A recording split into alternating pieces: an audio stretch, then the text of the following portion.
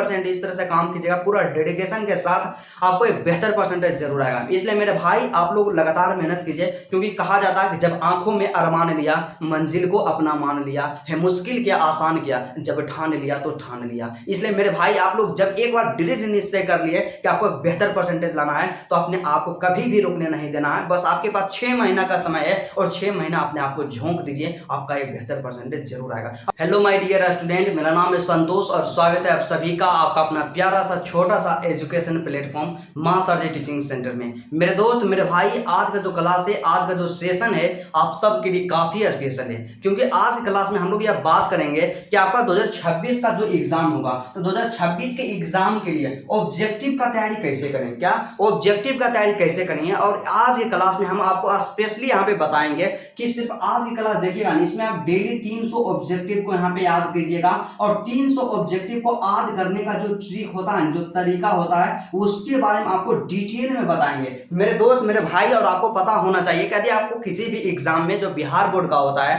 Class 12 का specially बात करते हैं, तो यदि इसमें बेहतर परसेंटेज लाना है, आपको टॉपर बनना है, स्टेट में रैंक लाना है या डिस्ट्रिक्ट में रैंक लाना है, या किन्हीं का सपना होता है कि 450 प्लस अंक लाएं, तो उनका ऑब्जेक्टिव यहाँ पे स्ट्रॉन्ग होना बहुत ही ज़्यादा जरूरी होता है। और जब तक आपका ऑब्जेक्टिव स्ट्रॉन्ग नहीं रहेगा, तब तक आपको एक बेहतर परसेंटेज नहीं आ सकता, क्योंकि सब्जेक्टिव में आप कितना भी लिखिएगा, आपको पूरा में से पूरा अंक नहीं दिया जाता है। और ऑब्जेक्टिव एक ऐसा सेक्शन होता है जिसमें आप जितना बनाते हैं, जितना आप रंगते हैं, सही जितना आप बना दीजिएगा, उतना में से उतना अंक आपको 100% मिलेगा। और इस बात को अपने दिमाग में आप फिट कर लीजिएगा कि यदि आपको बेहतर करना है, तो ऑब्जेक्टिव में आपको पूरा में से पूरा सही करना है। क्या पूरा में से पूरा सही करना है? तो चलिए आज क्लास बिना टाइम के इन्वेस्ट किए मेरे दोस्त स्टार्ट करते हैं। बस आपसे एक छोटा सा रिक्वेस्ट है, यदि आप मेरे चैनल पे नए हैं तो चैनल को सब्सक्राइब जरूर कर लीजिएगा। तो चलिए सबसे पहले बात करते हैं कि भाई हम लोग क्या करते हैं। हम लोग सीधा सा, हम लोग का अभी क्या होता है कि हम लोग अभी क्लास जाते हैं, घर आकर के नोट्स बनाते हैं, बस इतना ही काम रहता है। क्या इतना ही काम रहता है? बस इसी काम को हम लोग रेगुलर करते रहते हैं। और ऑब्जेक्टिव हो या सब्जेक्टिव, उसको याद करने पे ध्यान कब देते हैं? जब एग्जाम में 2 से 3 महीना जब बचता है ना भाई, तब हम लोग याद करने पे ध्यान देते हैं। लेकिन आपको ऐसा गलती नहीं करना है, आपको अभी से ही याद करना है। कैसे याद करना है हम आपको बताते हैं, लेकिन उससे पहले आपको हम एक चीज सजेस्ट करना चाहेंगे कि सबसे बड़ा यहाँ पे प्रॉब्लम जो होता है ना, आप सबके लिए यहाँ पे समस्या क्या होता है कि आप लोग अपना बुक को सेलेक्ट नहीं कर पाते। क्या अपना बुक्स को सेलेक्ट नहीं कर पाते हैं कि आपको ऑब्जेक्टिव कौन, किस बुक से अपना तैयारी करना चाहिए, क्या किस बुक से तैयारी करना चाहिए। तो सिंपली हम आपको बताएं ना ब्रदर, किसी भी पब्लिकेशन का कोई भी बुक रहे, बस उसमें कंडीशन क्या होना चाहिए कि एक ही बुक में सभी सब्जेक्ट का आपका ऑब्जेक्टिव चैप्टर वाइज और टॉपिक वाइज आपका दिया हुआ रहेगा। कम से कम चैप्टर वाइज तो दिया हुआ होना चाहिए। और वैसा कोई भी बुक होता है जिसमें चैप्टर वाइज ऑब्जेक्टिव रहता है, उस बुक से आप अपना प्रिपरेशन कीजिए। क्योंकि क्या होता है कि कोई भी किताब जो होता है अपने आप में बेहतर होता है, बस आपके ऊपर निर्भर करता है कि आप कितना मेहनत करते हैं। और जिस किताब को आप लोग पढ़िए ना, एक किताब को आप एक ही किताब को फॉलो कीजिए, क्योंकि कई ऐसे मेरे भाई होते हैं, मेरे दोस्त होते हैं, जो गलती क्या करते हैं कि आप कोई टीचर वहां पे सजेस्ट आपको कर दें कि आपको टारगेट का पढ़ना है, तो टारगेट का आप पढ़ने लगते हैं। फिर कोई टीचर सजेस्ट कर देंगे, बोलेंगे नहीं ब्रिलियंट का ऑब्जेक्टिव का गेस्ट पेपर लेना है, तो ब्रिलियंट का आप लोग मार्केट से जा करके ले लीजिएगा और उसको पढ़ना स्टार्ट कीजिएगा। तो वही ना हो गया ब्रदर कि आप 10 किताब को पढ़ने के चक्कर में रहिएगा नहीं, आपका एक भी कंप्लीट नहीं हुआ। इसलिए मेरे दोस्त 10 किताब को पढ़ने से बेहतर है कि एक ही किताब को 10 बार पढ़ा जाए। तो इसलिए आप लोग हमेशा एक चीज को ध्यान रखिए, अपना जो सोर्स होता है उसको लिमिट कीजिए। और मेरे अनुसार से देखा जाए ना कि ऑब्जेक्टिव के लिए आपका बेहतर जो बुक होता है ना, हम यहाँ पे 2 को सजेस्ट करेंगे। एक आता है आपका टारगेट का, क्या आपका टारगेट का एक गेस्ट पेपर आता है ऑब्जेक्टिव वाला, और एक जो आता है ना भाई आपका ब्रिलियंट का आता है। क्या आता है? ब्रिलियंट का आता है। तो ये दोनों में से बुक जो आपका है ना, ये दोनों में से कोई भी आप ले सकते हैं, अपने आप में बेहतर होता है और इसमें बहुत ही कम गलती रहेगा, आप 100%। और दोनों में से कोई एक ही लेना है। तो जैसे यहाँ पे बात कर लेते हैं कि आपका टारगेट है, तो टारगेट का इस तरह से किताब रहेगा। हालांकि मेरे पास यहाँ पे 2025 वाला है, तो आप लोग 2026 के लिए ले लीजिएगा। तो 2025 वाला है, तो इसी तरह से टारगेट का रहता है। और इसी तरह से जो आपका आपका किताब रहेगा ना वो रहेगा ब्रिलियंट का रहेगा। तो जो भी आपको बेहतर लगता है दोनों में से आप ले लीजिए, जो भी आपके नज़दीक के दुकान में उपस्थित रहता है, और अपना प्रिपरेशन स्टार्ट कीजिए, अपना तैयारी स्टार्ट कीजिए। तो अब बात आता है कि भाई हम तो अपना किताब खरीद लिए हैं, लेकिन हमें तैयारी कैसे करना है, ऑब्जेक्टिव को कंप्लीट कैसे करना है। क्या एक दिन में एक ही सब्जेक्ट का ऑब्जेक्टिव याद करना है, या एक दिन में सभी सब्जेक्ट का ऑब्जेक्टिव याद करना है। आप लोग हमेशा इस तरह के समस्या से परेशान रहते हैं। तो आपको हम बताना चाहेंगे मेरे दोस्त कि आपको जानते हैं एक दिन में यदि आप एक ही सब्जेक्ट का ऑब्जेक्टिव तैयार करते हैं ना, तो कभी भी आपका पूरा सब्जेक्ट का ऑब्जेक्टिव कंप्लीट नहीं हो पाएगा, क्योंकि आपको टोटल 5 सब्जेक्ट कवर करना है, और 5 सब्जेक्ट का ऑब्जेक्टिव कवर करना। और एक सब्जेक्ट जो आपका यहाँ पे बात करते हैं फिजिक्स, तो फिजिक्स में 16 गो चैप्टर है, केमिस्ट्री में भी लगभग 16 गो चैप्टर है, मतलब 15 से 16 चैप्टर है, और टोटल चैप्टर का आपको ऑब्जेक्टिव कंप्लीट करना। और मेरे अनुसार से देखा जाए ना, आपको काम क्या करना चाहिए कि एक दिन का जो समय रहता है ना, तो इसमें क्या कीजिए, आपका सभी सब्जेक्ट का ऑब्जेक्टिव इसमें कंप्लीट किए। बशर्ते क्या होता है, ये हम इस बात को नहीं कर रहे हैं कि आपका फिजिक्स का पहला चैप्टर है वैद्युत आवेश तथा क्षेत्र है, तो उसमें 40 को ऑब्जेक्टिव दिया हुआ रहेगा, तो आपका 40 को जो ऑब्जेक्टिव है ना, तो आप एक ही दिन में इसको याद कर लीजिए। ऐसा हम कभी भी नहीं कहेंगे, क्योंकि क्या होता है, आप अपने क्षमता के अनुसार याद कीजिए। यदि आपको लगता है कि हम 40 ऑब्जेक्टिव मेरे पास दिया गया है, तो एक सब्जेक्ट का हम केवल 15 को ऑब्जेक्टिव तैयार कर सकते हैं, तो आप 15 को ही याद कीजिए। या आपको लगता है कि नहीं 40 ऑब्जेक्टिव है ना भाई,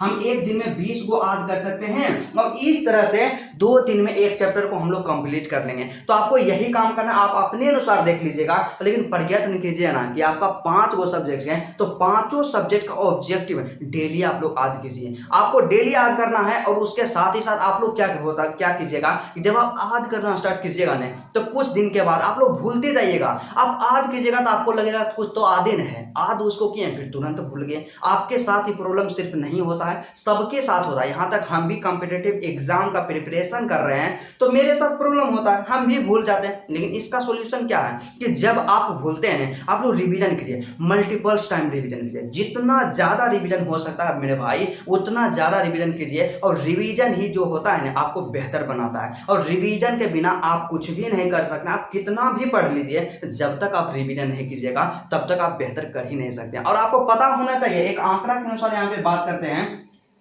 कि 100 स्टूडेंट जो होते हैं ना मेरे दोस्त, इसमें से क्या होते हैं कि 95 ऐसे स्टूडेंट होते हैं जो रिवीजन को नहीं करते हैं, रिवीजन स्किप कर देते हैं। और इसमें 5 ऐसे स्टूडेंट होते हैं ना जो डेली बेसिस पे रिवीजन करते हैं और वीकली बेसिस पे रिवीजन करते हैं, और उनका ही 5% का ही एक बेहतर परसेंटेज आता है, 450 अंक आता है, वे टॉपर बनते हैं, डिस्ट्रिक्ट में रैंक आता है। और जो स्टूडेंट जो 95 के अंतर्गत आता है, वे लोग रिवीजन नहीं करते हैं। तो आपके ऊपर निर्भर करता है, क्या आप 95 के अंदर आना चाहते हैं, या क्या आप 5% के अंतर्गत आना चाहते हैं। आप लोग कमेंट कीजिएगा कि भैया हम किसके अंतर्गत आना चाहते हैं, हम रिवीजन करेंगे या नहीं करेंगे। आप लोग कमेंट कीजिएगा, अपना विचार यहाँ पे दीजिएगा। और मेरा ऐसा मानना है कि आप लोग रिवीजन पे ज़्यादा ध्यान दीजिएगा, जितना ज़्यादा रिवीजन कीजिएगा उतना ही आपके लिए बेहतर रहेगा। तो इस तरह से आप लोग ऑब्जेक्टिव को याद कीजिएगा, और इस तरह से ऑब्जेक्टिव याद कीजिएगा। आप लोग क्या करते हैं, जैसे आपका हिंदी हो गया, इंग्लिश हो गया, तो हिंदी इंग्लिश में क्या होता है, हिंदी में आपका हिंदी व्याकरण, और इंग्लिश में आपका इंग्लिश ग्रामर जो रहेगा।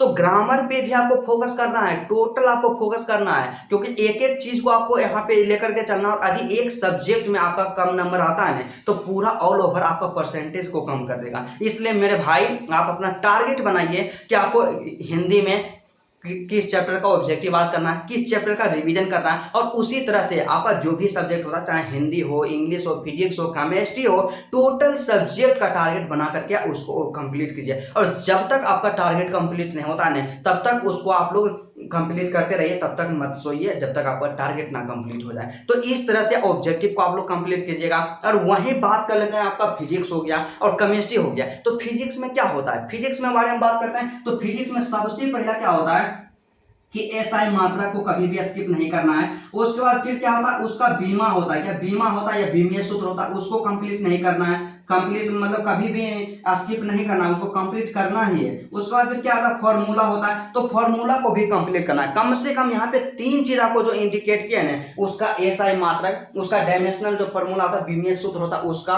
और उसके बाद उसका जो भी फॉर्मूला होता है चैप्टर वाइज। और आपको हम बताए हैं कि आप लोग ब्रिलियंट का क्वेश्चन बैंक लीजिएगा, और ब्रिलियंट का क्वेश्चन बैंक में चैप्टर वाइज फॉर्मूला दिया हुआ रहता है, और फॉर्मूला से भी क्वेश्चन एग्जाम में 100% पूछा जाता है। और इस तरह से आपको काम करना, और केमिस्ट्री में भी वही काम करना है कि आपको क्या करना है कि उसका जो भी फॉर्मूला वगैरह होता है सबको कंप्लीट करते जाना है। 100% इस तरह से काम कीजिएगा, पूरा डेडिकेशन के साथ आपको एक बेहतर परसेंटेज जरूर आएगा। इसलिए मेरे भाई आप लोग लगातार मेहनत कीजिए, क्योंकि कहा जाता है कि जब आंखों में अरमान लिया, मंजिल को अपना मान लिया, है मुश्किल किया आसान किया, जब ठान लिया तो ठान लिया। इसलिए मेरे भाई आप लोग जब एक बार दृढ़ निश्चय कर लिए कि आपको बेहतर परसेंटेज लाना है तो अपने आप को कभी भी रुकने नहीं देना है। बस आपके पास 6 महीना का समय है और 6 महीना अपने आप को झोंक दीजिए, आपका एक बेहतर परसेंटेज जरूर आएगा। और आप कमेंट करके बताइए कि हाँ भैया हम इस बार कितना परसेंटेज लाएंगे। आप जितना नंबर लाना चाहते हैं आप कमेंट कीजिए, और आपके मन में, आपके दिमाग में किसी भी प्रकार का, किसी भी सब्जेक्ट से रिलेटेड